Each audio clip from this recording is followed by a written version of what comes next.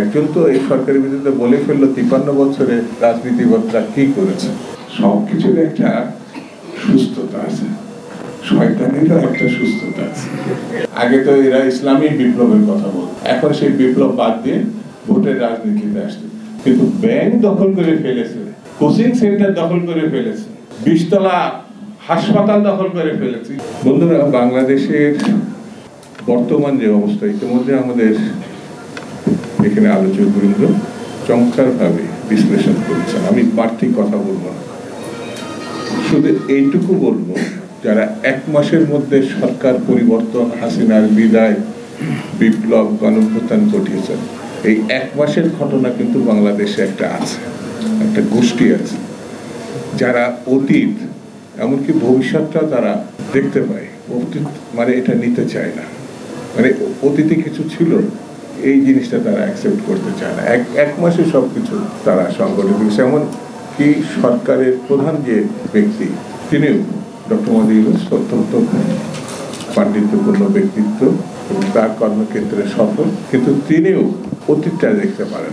একজন তো এই সরকারের বিরুদ্ধে বলে ফেললো 53 বছরে রাজনীতিবিদরা কি করেছে।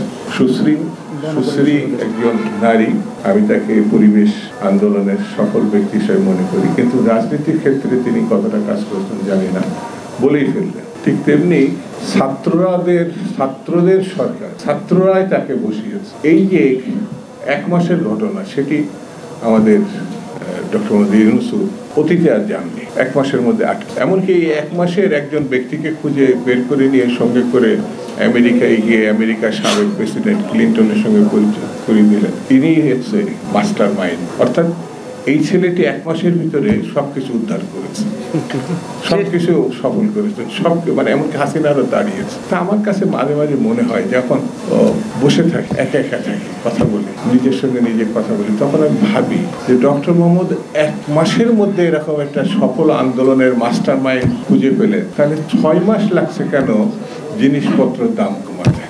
6 মাস কেন লাগছে? এখন 6 মাস তো পেরিয়ে গেছে, পার হয়ে গেছে 6 মাস। আইন শৃঙ্খলা পরিস্থিতি উন্নতি করবে, মাস্টার মাইন্ড তো একটা বের করতে পারত। খাদ্যের মাস্টার, আইন শৃঙ্খলার মাস্টার মাইন্ড, বাণিজ্যের মাস্টার মাইন্ড বের করতে পারতো না? ডক্টর মোহাম্মদ ইউনূস বিরাট একটা মানে বিখ্যাত ব্যক্তিত্ব, সারা পৃথিবী যাকে চিনে। আর তিনি এদেরকে সঙ্গে করে নিয়ে বিদেশে গিয়ে বলতেন, ইনি হচ্ছে খাদ্যের মাস্টার মাইন্ড, 1 মাসের মধ্যে জিনিসপত্র দাম কমাই ফেলছে। সবকিছুর একটা সুস্থতা আছে, শয়তানেরও একটা সুস্থতা আছে। এই কটা লোক গত 6 মাসে বাংলাদেশে যা করেছে, যা অস্বীকার করেছে, সেটা খুব ভয়ঙ্কর, খুব ভয়ঙ্কর। যেমন 1 শ্রেণীর খেলোয়াড়ই বলবো, এটা তৈরি হয়েছে জাতীয় ইলেকশনের আগে স্থানীয় ইলেকশন খুঁজে দেখবেন এই কথাগুলো যেখান থেকে বেরিয়ে আসছে। তার 71 সালে মুক্তিযুদ্ধের সময় পাকিস্তান টিকিয়ে রাখতে চেয়েছে, যারা 2-3% বেশি ভোট তাদের নাই। এটা ভালো করে সুস্থতার সঙ্গে চিন্তা করে দেখবে, এদের চেহারা, চালচলন, কথাবার্তা সব সময় একটা গোষ্ঠীর মধ্যে আটকে থাকে। সুস্থ রাজনীতি, গণতান্ত্রিক রাজনীতি। আগে তো এরা ইসলামী বিপ্লবের কথা বলত, এখন সেই বিপ্লব বাদ দিয়ে ভোটের রাজনীতিতে আসছে।